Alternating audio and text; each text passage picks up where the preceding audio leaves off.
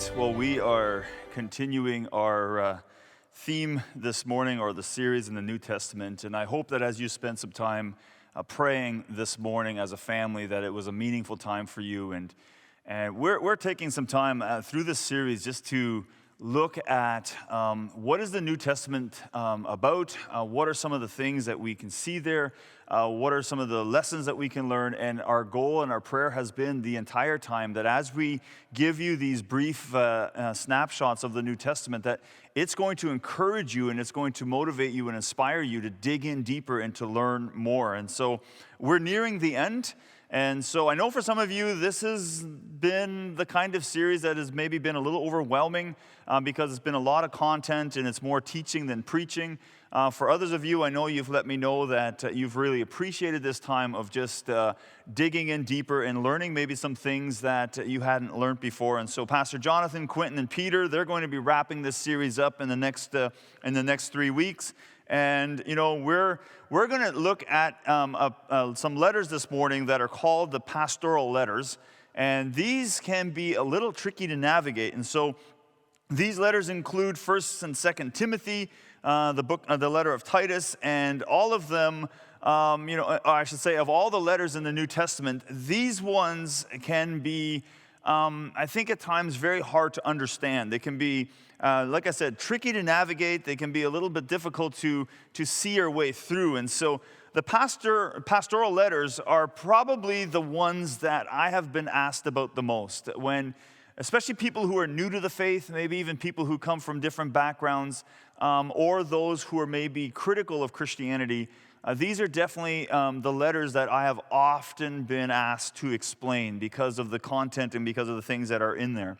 Why are they called the pastoral letters? The answer to that is pretty simple: because they are addressed to individuals who have been given a position of leadership over a congregation.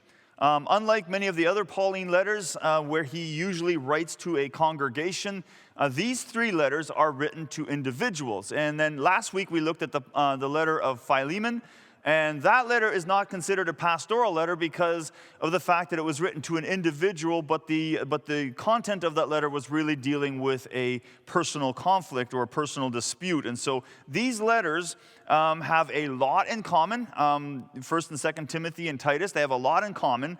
It's important to study them individually, but what we're going to do this morning, or what we're going to do today, is we're going to look at them together. We're going to just see, what do all 3 of these, say to us today? They are very similar in style. They are similar in the content. And so I think it works for us to be able to just include them all together. Now, from the names of the letters, we know that they have been addressed to these 2 individuals, Timothy and Titus. And both of these men are known to us from different references in the New Testament. They were men who had a very close relationship with Paul, and they were entrusted by Paul with significant roles in shaping and in the leading of the early church. And so both Timothy and Titus were 2 individuals who were loved by Paul and played a very significant role in the early church. Now, here's what we know about Timothy, who's known to us far better than Titus. But here's what's known about him from passages in the New Testament. One, we learn from other passages, is that he was often sent on missions, including ones that required dealing with hard situations. Second, he is listed as co-author of a number of Paul's other writings. And third, Paul pays tribute to him as someone of great value. You get a sense when you read the letters that Paul wrote that Timothy was someone that he deeply loved, someone that was of, not just value. I don't like that term very much, but someone that he had an incredible appreciation for, and that played, clearly a significant role in Paul's life. Far less is known about Titus. He is never mentioned in the book of Acts. However, his name is mentioned in 2 Corinthians and also in the letter of Galatians. And Titus is the first Gentile to become a believer and seemed to have a very special gift as a troubleshooter in very difficult situations. He was He was one who seemed to be able to navigate multiple types of conflicts really, really well. Now, when you look at the timeline of Paul's life, there's often, information, or there's certain information that is included in these pastoral letters that makes it, or that creates difficulty when working through Paul's career timeline. For example, there is no indication anywhere else in the New Testament that Paul sought to evangelize the island of Crete, as is mentioned in Titus chapter 1, verse 5. Or that Timothy was left in charge of the church in Ephesus while Paul engaged in a mission in Macedonia, as seen in 1 Timothy chapter 1, verse 3. And so some of these, as you dig into them a little bit more, and as you read these pastoral letters, and as you read especially the book of Acts, it can be a little bit difficult sometimes to understand how to work out these timelines, because things can get a little bit complicated. Scholars have come up with 3 scenarios on, how to deal with the biographical anomalies, or the differences that are there. And one of the ones is the one that we looked at last week. One of the scenarios is the one that we looked at last week, and that is the idea of pseudepigraphy, where it's possible that Paul didn't write these letters, but someone who knew him really well, someone who would have been under his teaching, possibly wrote these letters and ascribed them to Paul. So, whatever. Regardless of, what your view is, whatever your view is of this, the purpose of these letters remains crystal clear.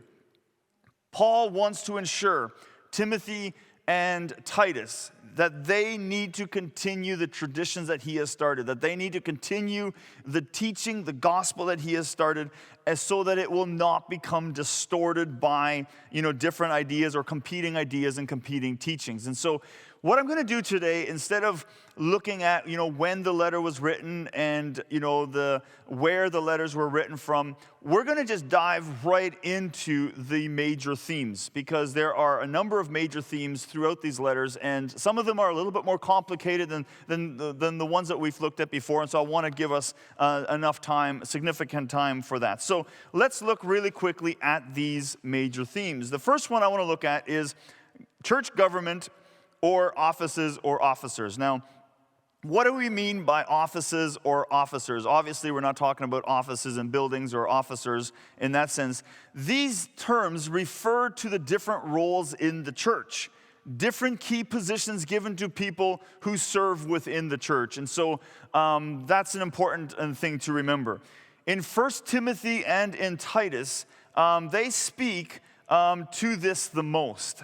In these letters, the appointment of church officers is a major concern, and there's a lot of time spent looking at, this topic. Significant sections of 1 Timothy are devoted to explaining the qualifications and the responsibilities of those occupying these roles. For example, you see in 1 Timothy chapter 3, verses 1 to 13, and chapter 5, verses 3 to 22. These are large blocks of space used to explain the qualifications and the roles of these people who fill these offices.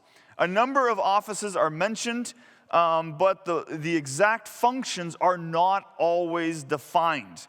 So I want to throw just a caution here, because we have to be very cautious today as the modern reader that we do not attach modern definitions of these, to these offices or to these roles, because they may not have been their original function.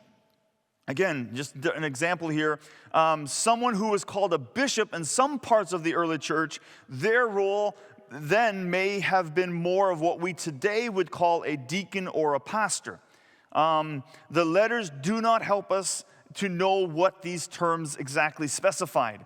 In Titus, the bishop or overseer and elder appeared to be interchangeable in regard to leadership positions. However, in 1 Timothy, the office of bishop, deacon, widow represented at least 3 different types of roles. And then in the midst of that, you have elder, which could have been a 4th one. And so some argue even that the term elder in 1 Timothy may have been a generic term for leaders of all sorts. And so clearly today we have kind of defined some of these roles. And so we need to be careful, again, like I said before, that we do not attach modern day definitions to these terms because they're not always as clear as we may like. So the author of these letters do not give us an exact list of responsibilities to these various offices. In 1 Timothy, we read that the bishop's job is described in terms of taking care or managing one's own household. They are told to take care of the Lord's church in 1 Timothy chapter 3, verse 5. Similar language is used in Titus chapter 1, verse 7, where it says, since an overseer manages God's household. And so you have this image in these letters of of the church being God's household. And so obviously if the church is God's household, then those people who are serving in the church, then they need to be appointed by God, and they need to make sure that what they are doing is in line with the work that God would want them to do. So again, as I said, the exact roles of these different offices is not always as clear as we may want, but what is very clear is that in both 1 Timothy and in Titus, the qualifications of these officers are very well defined and are written about in great detail. What is key to remember here is the emphasis on those people who fill these roles is their character. Character matters more in the sense than their responsibilities. Now, I want to give you just a real quick list. Here's just some of the key things that are described when talking about the character of the people who will fill these roles. They need to be responsible and respectable persons whose lives are described as blameless, according to Titus chapter 1, verse 6. This is one that's probably well known, as 1 Timothy chapter 3, verse 2 talks about them being above reproach. And so this is the one where very often we look at a situation and we say, well, maybe this would be okay for someone else to do, but if you're working within the church or if you're a pastor or whatever it may be, this is one that you maybe, should just not be involved in because you need to live above reproach. Another one is their example will reflect favorably on the church in the public eye or on those who are outsiders, according to 1 Timothy chapter 3, verse 7. How fitting for us today in these COVID-19, times where the world is watching. And those of us who work within the church, those of us who are leaders within the church, our actions, how we are online and those kind of things will have a direct impact on the views that people now have of the church. And so it's interesting that Timothy kind of speaks to that. Another one is that they are to be very well grounded in their faith. 1 Timothy chapter 3, verses 6 and verses 9 to 10. They are supposed to be able to demonstrate restraint with regards to passion and temper. 1 Timothy chapter 3, verses 2 to 3, verses 8, verses 11, and then also in Titus chapter 1, verses 7 and 8. And then their family life must be in order. It's interesting that, again, because the church was kind of referred to as a household, that parenting skills are a primary indicator of whether they are competent church leaders. And you see this in 1 Timothy chapter 3, verses 4 to 5, and verses 12, and then again in Titus chapter 1, verses 6. And then one more key one is that they are not to be lovers of money or greedy. And again, there's a few references to this in 1 Timothy chapter 3, verses 3, verses 8, and again, Titus chapter 1, verses 7. So as you can see, a lot is said about the character of these people who fill these offices. All right, more can be said on that, but we need to keep moving. So let's look at another one, and that is false teachers and sound doctrine. All three of these letters spend significant time expressing concern for correcting false teaching in the church. It would appear, by looking at what is said here, that there was a lot of false teaching being taught. It is also important to see that the way Paul writes, he doesn't just address the false teachers, but he addresses the false teachers and their doctrine with equally harsh words. Paul shows zero leniency towards these people who are teaching these false teachings. They are confusing the church, and they are especially targeting women. Now, one of the things that you see is Paul actually describes women as gullible and naive. And I don't think that that's a slam on women. I don't think that that's what he's doing. But we need to understand at that time, women were not allowed to go to school, or they were limited in that at least. They had limited access to the synagogue. And so in many sense, Paul is saying these are women who would have been naive. They would have been gullible because they wouldn't have received the teaching that would have been necessary to, stand against these false teachers. And so what these false teachers were actually doing is they were taking advantage of that. And they were weaseling their way into these homes, and they were causing a lot of disturbance and frustration, obviously, for the early church. The letter actually spends less time describing the teaching that should be rejected than they do on calling out the false teachers who are responsible for the teaching. The method, the moral, and the motives of these teachers are put on full display, and the church is told to avoid them. It's almost as if Paul is more concerned about the motive behind these teachers than what they are teaching. Paul is clearly frustrated. It's not just that he is, not just with the fact that these teachers are going around presenting this false teaching, but you can tell that Paul is also frustrated with the fact of why is the church following this false teaching. So it's interesting that Paul actually raises a question that stands to this day. Now, he doesn't actually verbalize the question or write the question, but the question that Paul ultimately is asking in these letters is, why are people willing to trust the teachings of leaders or of people they have never met over leaders whom they know?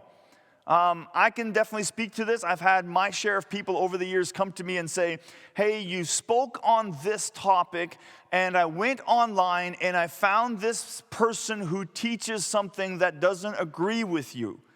And usually the way the question is asked is they assume that I'm in the wrong. So I have to now defend myself against this person who I don't know, they don't know, and you wonder sometimes, you've known me as a teacher, you've known me as a pastor for all these years, why are you following someone's teachings whom you don't know? And it is very clear from these letters from Paul that it is something that he is also frustrated with. So Paul is clearly frustrated, not just with the fact that these teachers are around, but like I said, also with the fact that these teachers, or the church is too quickly following these teachers.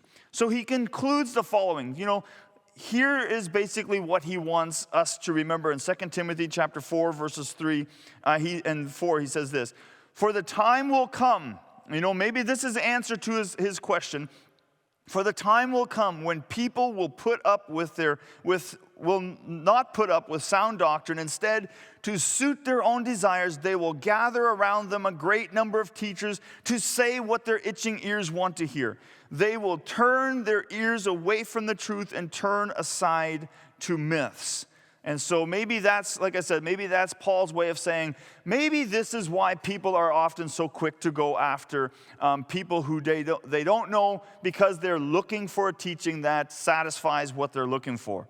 Paul's instructions on dealing with these teachers is twofold. One, he says that these teachers should be silenced. Now, if you're one of those gangster people or whatever, he's not talking about, ending their lives, but he just simply says they need to be silenced. Secondly, the congregation is to be protected from negative influences.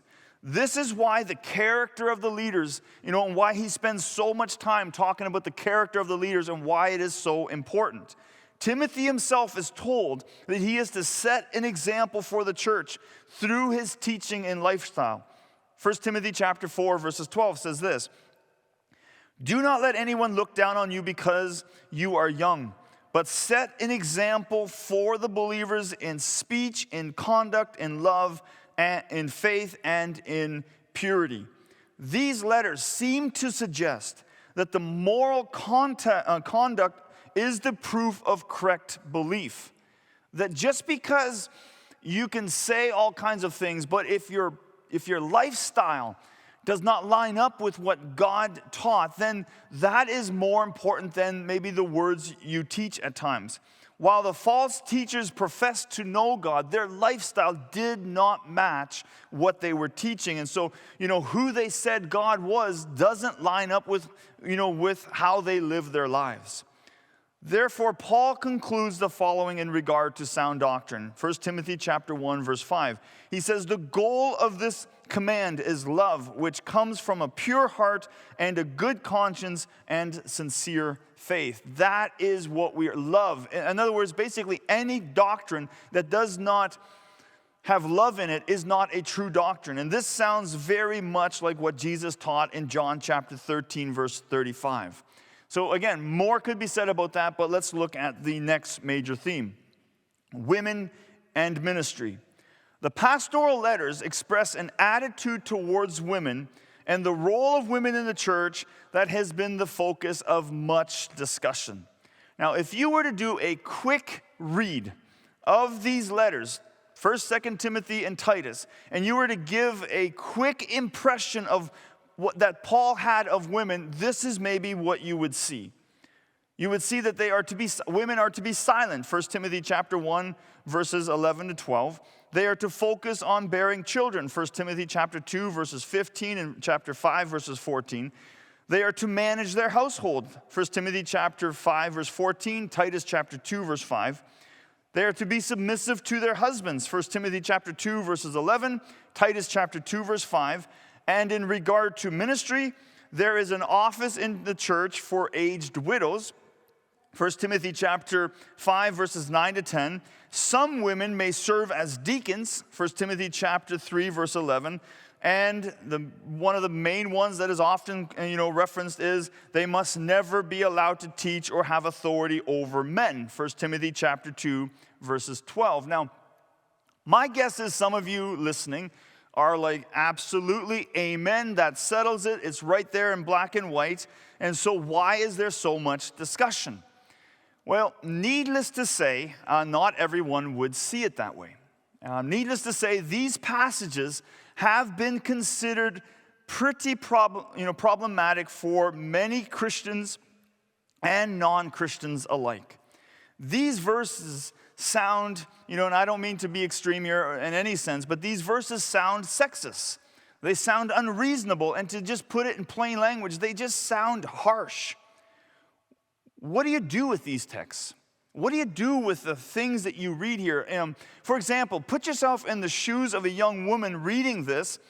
You couldn't really fault her for viewing the church or developing a view of the church as a club for men. And we know, though, that that's not the case. And so what do you do with these tricky texts? Well, there are generally two approaches to them. Two ways that people approach these. Some Christians regard what is said in these pastoral letters as divine mandate towards gender roles. Okay? So some view these as divine mandates for gender roles. Others interpret these verses as speaking to social conditions and that they are remarks for a particular time and situation rather than a timeless truth that applies in every situation. And so these tend to be the two main approaches that people have. That, yep, this is God's view of genders, this is God's view of gender roles. Or the second one is, these were written to a specific time, to a specific group of people, and they are not necessarily true for all time.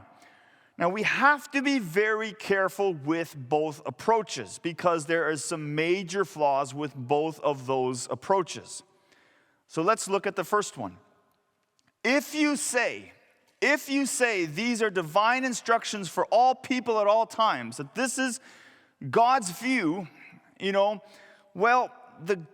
gets tricky when you consider that Paul doesn't only write about the role of women in these verses, in these letters. He also addresses some other things. And so if we're going to say that this is divine and that this must be, this is the way it is for all times, then what do you do with the other things that are also in these letters that then must also be treated as divine? Let's look at some of these because, like I said, it can get a little bit tricky. For example, he has some pretty strong things to say towards slaves. Titus chapter 2, verse 9. Teach slaves to be subject to their masters in everything, to try to please them, not to talk back to them. Another place in Titus chapter 1, verses 10, Paul writes about this group of people referred to as the circumcision group. And we would, today we would know them as the Jewish people. And so Paul calls out these Jewish people. Look at what he says in verses 10. For there are many rebellious people, full of meaningless talk and deception, especially those of the circumcision group, the Jewish group. They must be silenced because they are disrupting whole household by teaching things that they ought not to teach, and that for the sake of dishonest gain. And then in 1 Timothy chapter 2, verses 15, he makes a surprising comment. He says this in verse 15, but women will be saved through childbearing if they continue in faith, love, holiness with propriety. Now, I'm going to stop there. We can look at a few more, but let's just stop there. I just have to say, with that last verse that we read, I have never heard that verse used when discussing the doctrine of salvation. The truth is, clearly, we do not believe today that women are saved by having children. There is no support for that in Scripture. So what do we do with these tricky verses?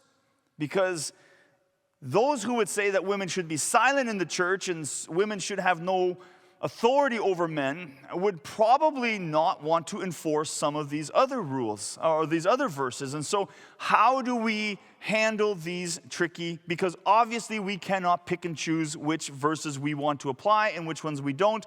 That would be considered very improper hermeneutics.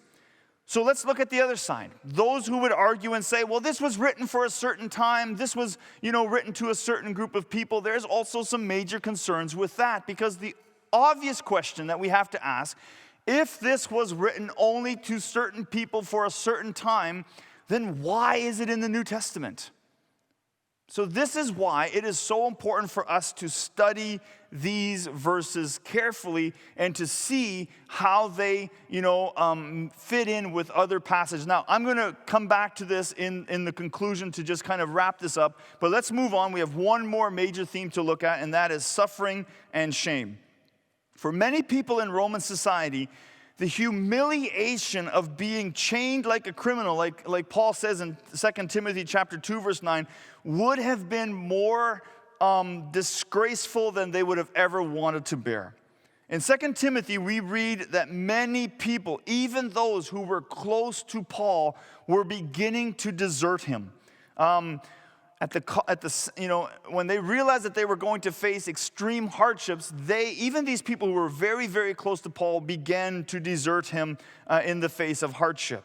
2 Timothy especially focuses on making the point that as followers of Jesus, as followers of Christ, we will be required to willingly face hardships, to be willing to suffer.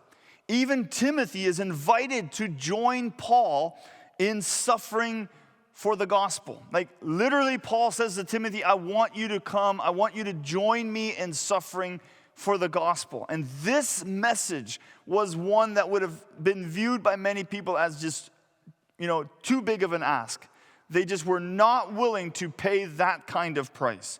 And so 2 Timothy especially takes a lot of time addressing this topic of suffering and shame. So how do we wrap up these complicated letters? Mark Allen Powell, he is a scholar that I deeply appreciate. He says this: the pastoral letters have fallen on hard times in the modern church and in modern society.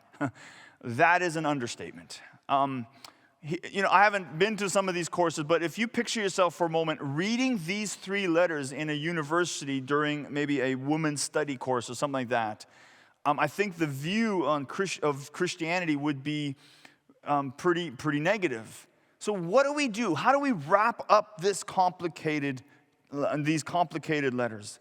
These letters would not, read well in many contexts. They're often seen as stereotyping and definitely seen as politically incorrect. I think one of the things that surprises us maybe the most when looking at these letters is what we see, unlike what we see in some of Paul's other writings, is that there isn't a dual approach, meaning is always very one-sided. For example, there's no reference of mutual submission to one another, as you see in some of his other writings, especially in Ephesians chapter 5, verses 21.